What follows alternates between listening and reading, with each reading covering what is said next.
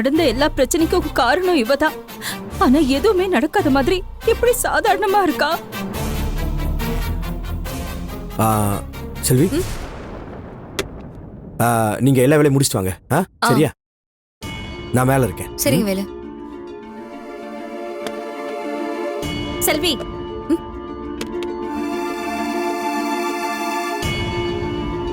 என்ன நீ சொல்லுங்க.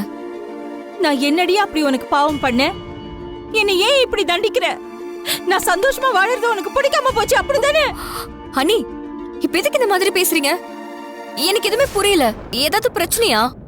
பிரச்சனையா? ஒண்ணுமே தெரியாத மாதிரி நடிக்காத. ஐயோ அனி.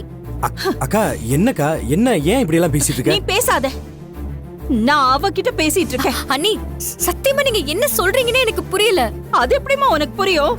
எப்படி புரியும்? இத்தனை நாளா வாய் நிறைய அண்ணி அண்ணின்னு கூப்பிட்ட ஒன்னால எப்படி எனக்கு இப்படி ஒரு துரோகம் பண்ண முடியுது? அப்போ இத்தனை நாள் என்ன அண்ணின்னு நினைச்சு பேசினது பழகினது எல்லாமே போய் தான், அப்படிதானே? உன்னை பொறுத்த வரைக்கும் நான் உங்க வீட்டுல வேலை பார்த்த டிரைவரோட பொண்டாட்டி, அவ்வளவுதானே? அந்த நினைப்பு தானே உன் மனசுல இத்தனை நாளா இருந்திருக்கு. அடே அப்பா, உன் நாடகத்தை எல்லாம் நம்பி நான் அப்படியே ஏமாந்து போயிட்டேன்டி.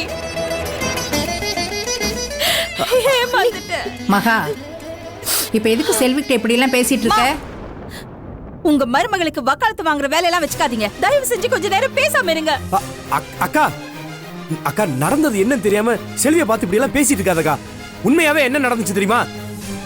நான் கொடுத்த பணத்தை திருடினது யாருன்னு தெரியுமா?